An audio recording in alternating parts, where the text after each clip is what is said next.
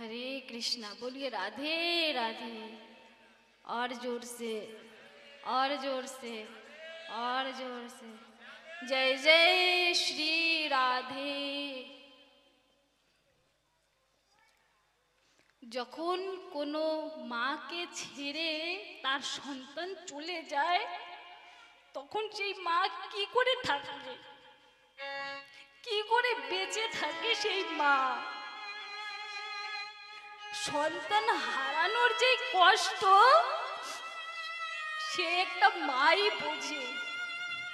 তাই আজকে ভগবান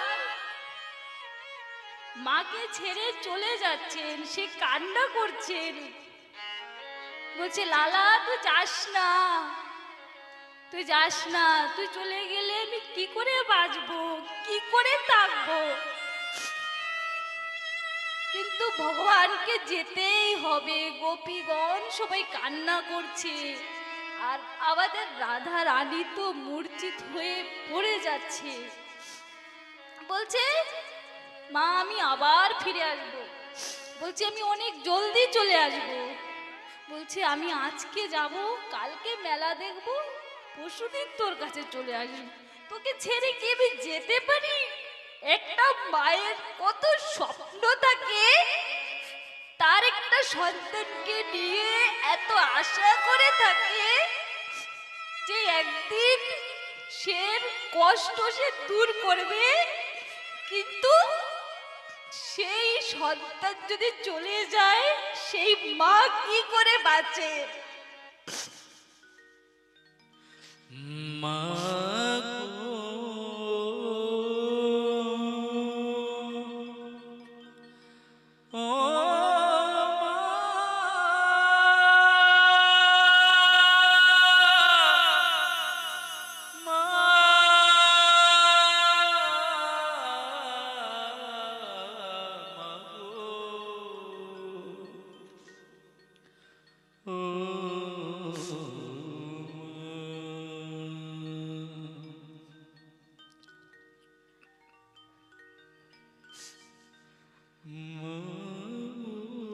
তাই বলছে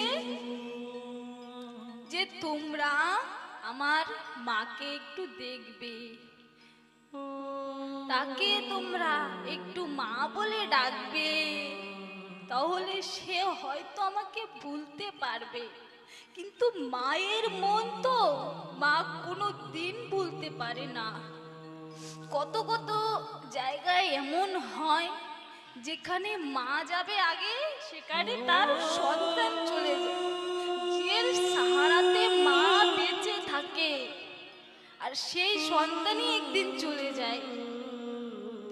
তাই আজকে মায়ের কাছ থেকে লালা যখন চলে যাচ্ছে তখন সেই মা কান্না করছে আর বলছে লালা আমাকে ছেড়ে যাস না বাবা।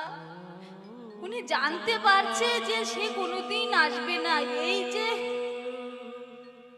তাকে অন্তিম দেখা হয়েছে। কিন্তু যখন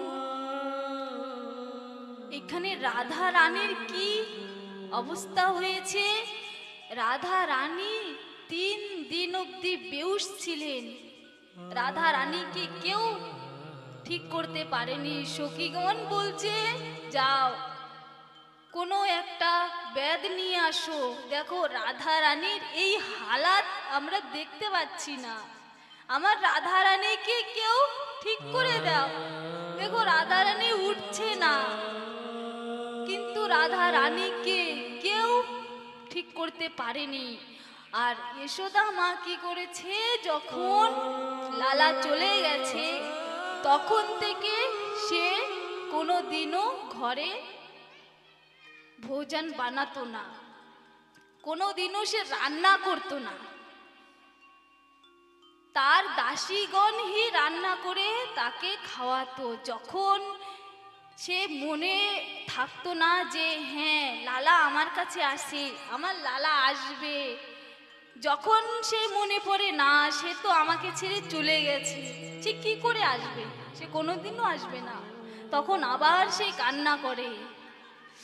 তাই ভগবান আমাদের একটা এখান থেকে শেখা উচিত কি আমাদের যে সন্তান আমরা এত ভালোবাসি,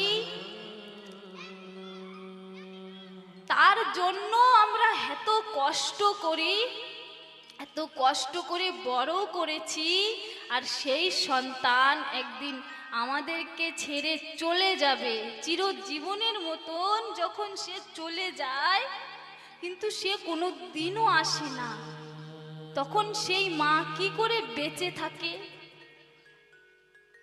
বলছে এইখানে এর জন্য জগতের যে সন্তান হয় তারা আমাদেরকে কষ্ট দেয়, আর তাদের কথা ভেবে ভেবে আমরা সারা জীবন ওই আগুনে জ্বলে পুড়ে মরে যাই। তার জন্য ভগবান এখানে বলছে জগতের সন্তান কষ্ট দিতে পারে কিন্তু আমি কষ্ট দেব না। যতই হোক ভগবান চলে গিয়েছে, কিন্তু